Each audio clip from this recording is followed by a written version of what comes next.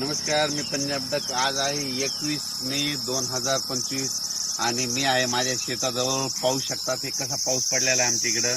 म्हणजे जवळपास 10 दिवस झालं सारखा पाऊस चालू. हे वडे नाले आमचे बांध फुटलेत. 10 दिवसापासून आमच्या शेतामध्ये वापसा नाही आणि या ठिकाणून परत महाराष्ट्रातल्या शेतकऱ्यांना अंदाज देणार आहे.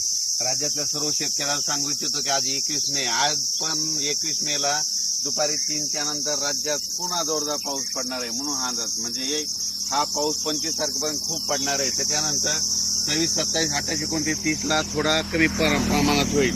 पण त्याच्यानंतर म्हणजे सांगायचं झालं 30 मे पर्यंत असा थोडा भाग बदलत पाऊस पडणार आहे. म्हणून राज्यातल्या सर्व शेतकऱ्यांनी काय करायचं, आता काय झालं, नेमका पाऊस खूप झाला, जमिनीमध्ये ओल देखील खूप झाली.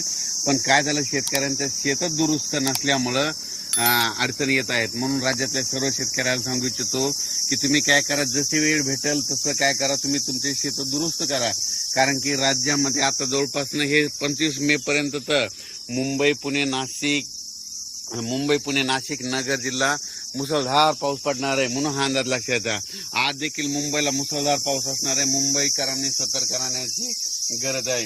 म्हणून हा अंदाज लक्षात घ्या. आणि राज्यात मात्र दररोज 2-2 दिवस प्रत्येक ठिकाणी मुक्काम करत हा पाऊस संपूर्ण राज्यावर पडणार आहे. विदर्भात पडणार आहे, पूर्व विदर्भात पडणार आहे, मराठवाड्यात पडणार आहे, पश्चिम महाराष्ट्र, उत्तर महाराष्ट्र, दक्षिण महाराष्ट्र, कोल्हापूर इकडे सगळीकडेच पडणार आहे. म्हणून हा अंदाज लक्षात घ्यायचा.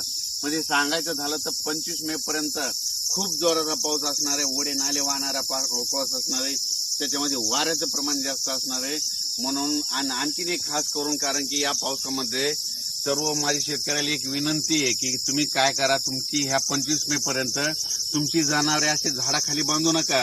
कारण की काय झालं, आज आमच्या तालुक्यात देखील खूप ठिकाणी विजा पडल्या, जनावरे खाली असल्यामुळं त्या जनावरे दगावली आणि विजा पडत असताना, कडकडत असताना झाडाखाली तुम्ही देखील थांबू नका.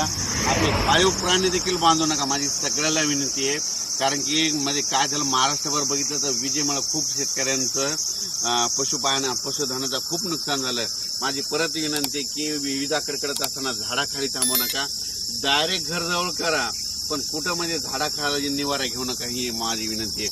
आणि राज्यातल्या सर्व शेतकऱ्याला सांगू इच्छितो की म्हणजे तुम्ही काय करा, 30 मे पर्यंत तुम्ही तुमचे कामं आटपून घ्या. त्याच्यानंतर काय होणार आहे, परत वातावरण तयार होणार आहे आणि यावर्षी लवकर पेरणी होण्याचा चान्स आहे. म्हणजे सांगायचं झालं तर जूनच्या दुसऱ्या आठवड्यात चांगली पेरणी लागल आणि कारण की तोपर्यंत 30 मे पर्यंत पाऊस असल्यामुळं हे शेत दुरुस्त होणार नाहीत. आणि तुम्हाला मग दुरुस्त करण्यासाठी 1, 2, 3 जूनला ऊन वाढणार आहे. 1, 2, 3च्या दरम्यान